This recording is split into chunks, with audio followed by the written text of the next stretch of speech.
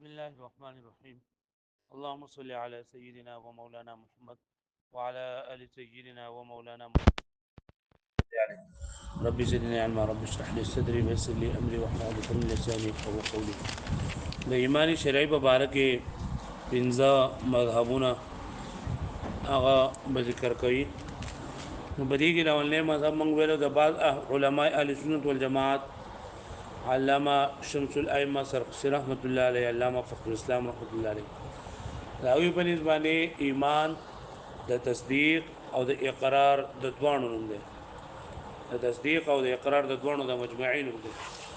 او پای باندې هغه دلایل چې دنه دا پیش کړو. د مذهب دغه د محققین علماء کرام او امام صاحب رحمت الله علیه وسلم دی دیو چې ایمان صرف د تصدیق قلبی نوم دی او اقرار باللسان دا په دنیا کې د احکاماتو جاری کولو لپاره شرط دی.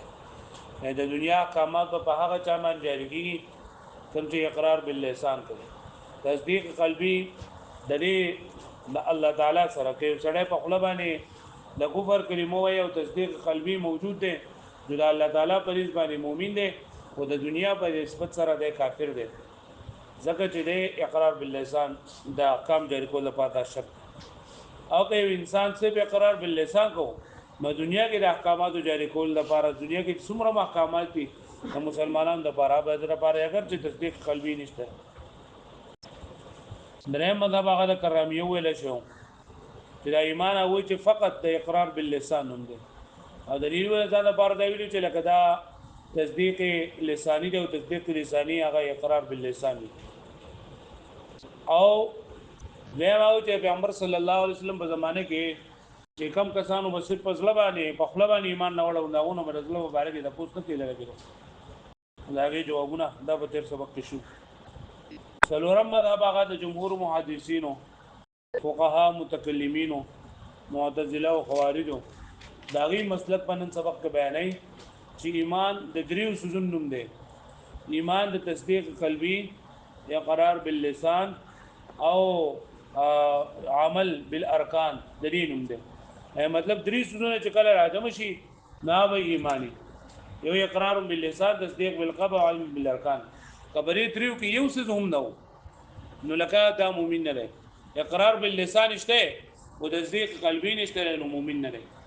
اقرار باللسان او تصدیق قلبی دواړه دي خو عمل نشته نیک اعمال نه کوي نو دا مؤمن نه دی. یعنی دو دا عمل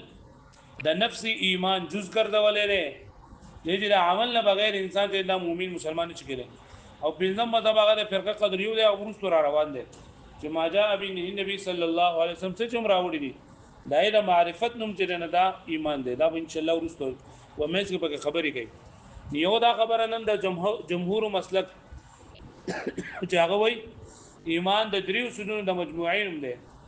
ایمان د تصدیق باللسان دا اقرار باللسان تصدیق بالجنان او اقرار بالارکان هم دی. دا عمل بالارکان هم دی. موږ وای دا خبره صحیح نه ده چې دا ایمان د پاره د اعمال د ایمان د پاره جزئی کامل نه ده.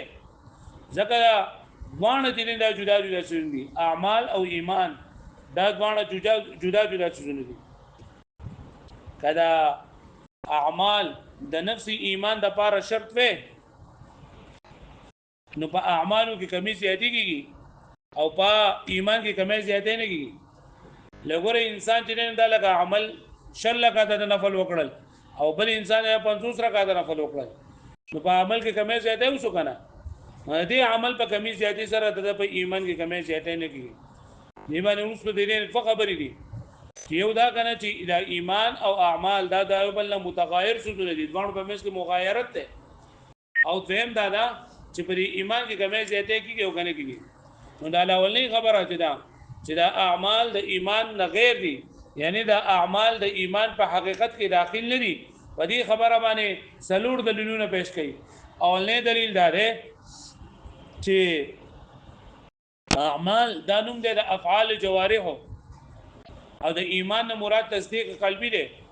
او تصدیق د دې د ځل سره کار دی د جوارح سره کار نشته نه. دوانو په منځ کې مغایرت موجود دی او یو مغایر د یو هغه د بل په حقیقت کې داخل نه او نه جزئی ندی وجه نه د ایمان د اعمال نه د ایمان په حقیقت کې داخل دي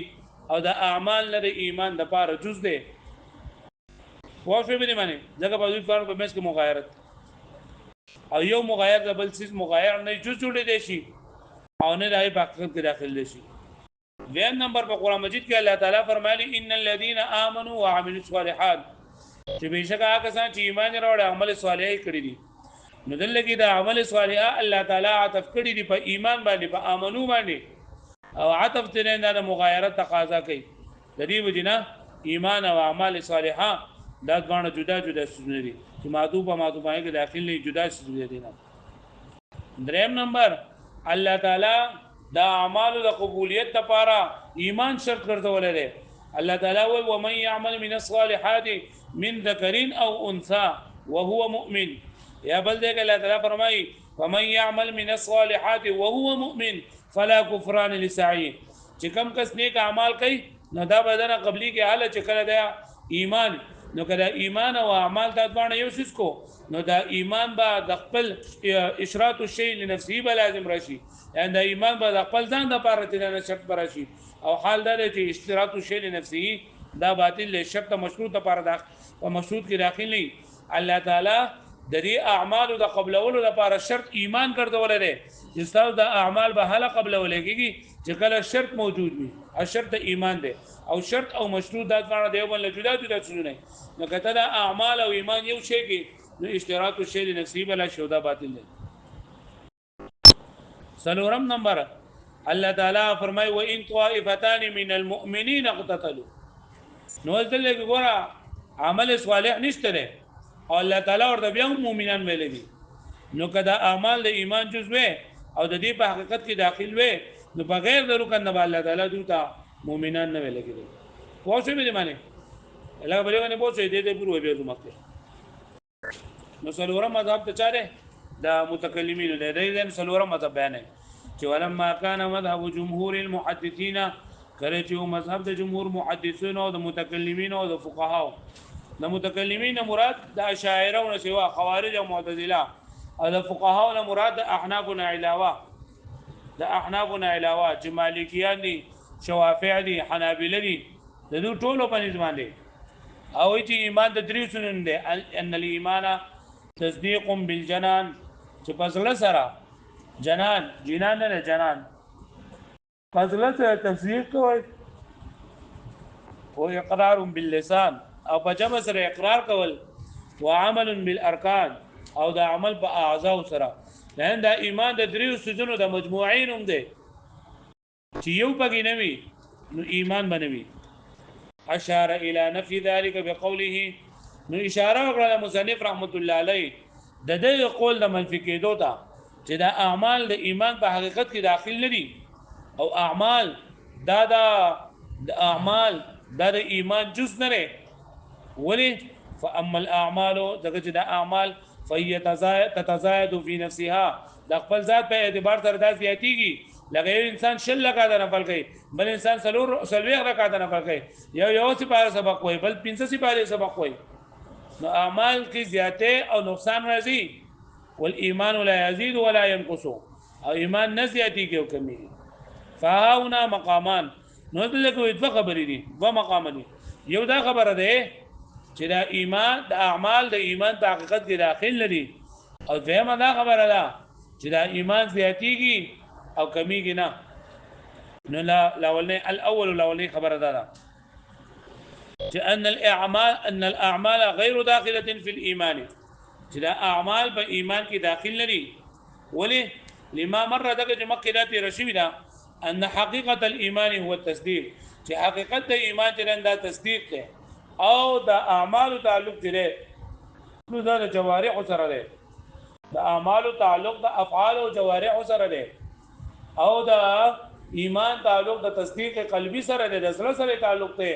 او دوانه د یو بل مغایر دي او یو مغایر د بل مغایرت د مغایر نه جز کې دی شي او نه د حقیقت کې داخلي دی شي دویم نمبر ولانه قد ورد في الكتاب والسنه چې وارد شوی دی په کتاب الله او په سنت کې عطف الاعمال على الايمان د اعمال عطف راغله په ایمان باندې لکه الله تعالی فرمای ان الذين امنوا وعملوا الصالحات نو لږه عمل صالح الله تعالی عطف کړی دی په ایمان باندې او دا قاعده ده چې لکه عطف او معطوف علیه او معطوف پرې کې مغایرت وي مغایرت بأن العطف يقتضي المغايرة عطف تقاضى مغايرت کوي وعدم دخول المعطوف في المعطوف عليه او بین دا عطف تقاضى دي خبرې کوي چې دا معطوف علیه په معطوف کې داخل نه وي معطوف ہے په معطوف کې داخل نه وي دریم نمبر ورد ايضا جعل الايمان شرطا لصحه الاعمال او دویم دا دریم دا چې دا ایمان د اعمال صالحو د لپاره شرط ګرځولای شوی دی نو اعمال مشروط کړي شوی دي او ایمان ول څه ګرځولای شوی دی شرط لکه الله تعالی فرمای ومن يعمل من الصالحات من ذكر او انثى وكم کسي نیکی وکړه کله نارینه او کدنانوي او شرط ولراره او هو مؤمن چې دی مؤمن نو دلته دا ایمان شرط وګرځاو